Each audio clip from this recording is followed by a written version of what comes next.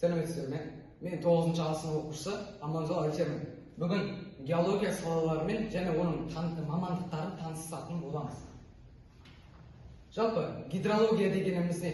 Гидрология бұл жердің су қабатын зерттейтін ғылым және судың айналысын зерттейді. Одан кейін бұл ғылым су құймаларының қасиеттері, қозғалысын, температурасын және таралуын қарастырады. Одан кейін гидрология жалпы екі бағытта тұрады. Біріншісі география және геология. Одан кейін су ресурстарын тиімді қолдануы гидрологиялық зерттеулерге негізделеді. Жалпы гидрологияның басты мақсаты адамдарды табиғи апаттардың алдын алу мен суды басқарудан маңызды рөл атқарады. Одан кейін гидрологияны зерттейтін өзінің белгілі бір нысандары болады. Мәселен, гидрология өзен, көлдер, теңіздер, мұхит, сол секілді және жер асты сулары және су құймаларын зерттейді. Әр нысанның су мөлшері, температурасын және химиялық құрамдарын зерттейді. Одан кейін мәліметтер бойынша ауыл шаруашылығы мен экология сапалары үшін ең маңызды сала бұл гидрология саласы болып табылады. Жалпы зерттеу нәтижелері арқылы біз су тасқыны, құрғақшылық сияқты алпауыт құбылыстардан сақтана аламыз. Жалпы гидрологияның климаттың өзгеруіне байланысты су ресурстарын болжауға көмектеседі. Одан кейін бізде екінші мамандық бұл инженер-геолог мамандығы. Жалпы инженер-геолог туралы не айтуға болады?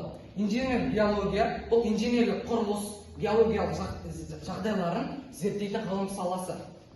Бұл ғылым құрылыс саласын қауіпсіздік пен тиімділікті қамтамасыз ету үшін басты таптырмас мамандық. Яғни оның зерттейтін өзінің жер бедері, топырақ құрылымы және оның жер асты сулар секілді факторларды зерттейді. Яғни, мысалы сіз үй салатын болсаңыз, сол жердің, яғни үй салуға ыңғайлы ма, ыңғайсыз ба, немесе өсімдік өсіретін болсақ, сол жер өсімдік өсуге ыңғайлы ма, соның барлығын қарастыратын инженерлік геология саласы болып табылады.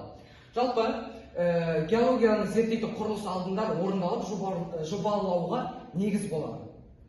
Одан кейін бұл ғылым геологияның инженерлік тоғысқан маңызды саласы болып табылады. Жалпы оның қолдану салалары мен маңызы инженерлік геология бұл жол, көпір, ғимарат және туннель салуда кеңінен қолданылады. Жалпы бұл мамандық табиғи апаттардан, яғни атап айтып кететін болсақ, жер сілкінісі, көшкін, опырылу секілді табиғи апаттардан сақтануға көмектеседі.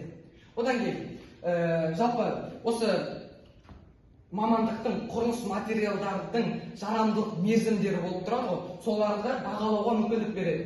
Одан кейін бұл экология ластанбау үшін, оның қауіпсіздік мен тұрақты даму үшін маңызды рөл атқарады. Одан кейін дұрыс геологиялық зерттеу сапалы және ұзақ мерзімді құрылыс кепілі.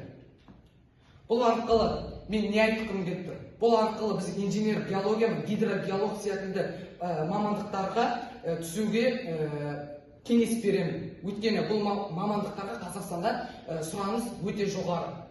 Назарларыңызға рахмет.